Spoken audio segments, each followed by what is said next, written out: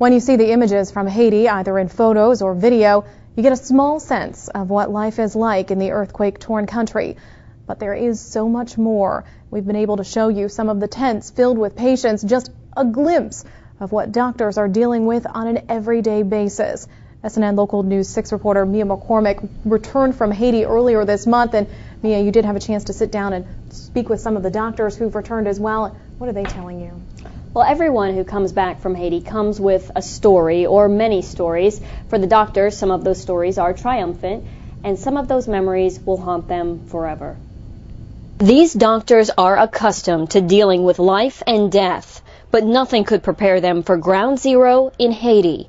In Petit Guave, a city located near the quake's epicenter, a team of Sarasota professionals set up a pseudo-hospital and took on cases that forced them to the brink of their medical knowledge every day. We were the only referral center, mind you, in a 30-mile radius either way. Dr. Vilma Vega is the co-founder of Hearts Afire, a nonprofit group of doctors. Her team of 8 spent a week in Haiti, sometimes treating 500 patients a day. One case she can't seem to forget was a young man who walked for 5 hours with a ruptured appendix in search of a hospital. By the time he reached her, not even surgery could save him. And are there cases like that every day? Every day. And so those are the kinds of cases that haunt you. Dr. David Sugar, an orthopedic surgeon with offices on Waldermere Street, thinks about a man with a spinal cord injury that paralyzed his legs. Dr. Sugar told him some physical therapists had come in to help, but the message was lost in translation, and the man thought he was having a life-changing operation that would allow him to walk again. Dr. Sugar had to deliver the bad news. And you could see his expression change. He started crying, and it took about a week, we've been back almost a week now, for me to not think about him throughout the day. We did what we could do best with the very few resources that we have.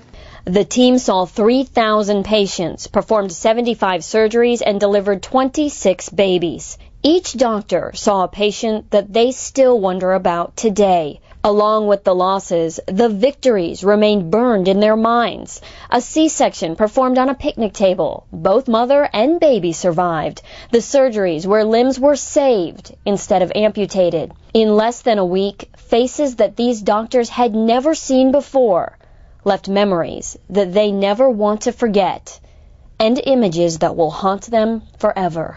But I try to divert my thoughts to the things that we save people's lives.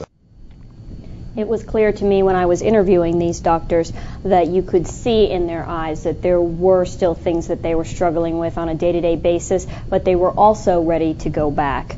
One of the stories that haunted me was the story of this little girl that you see on the TV screen behind me here. I met her at the General Hospital, and she lost her left leg. It was crushed in the earthquake. She also lost her parents in that earthquake. And one of the things that really struck me was that she was playing with a small Barbie, and it was just the torso and the head of a Barbie, something that a child in the United States may toss aside or you might find in the back of a toy chest.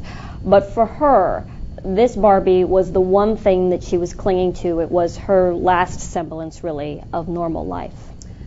What about you talking to these doctors? Certainly you saw a lot of things like that when you were in Haiti. Has it helped you to speak with other people who went through similar experiences over there? It helps tremendously, because when you come back, many people in the United States and probably all over the world at this point have been inundated with the images on television. So you don't want to come back and burden them with more things that you have seen. So when you talk to somebody who's been there, they understand and they can empathize and sympathize with you.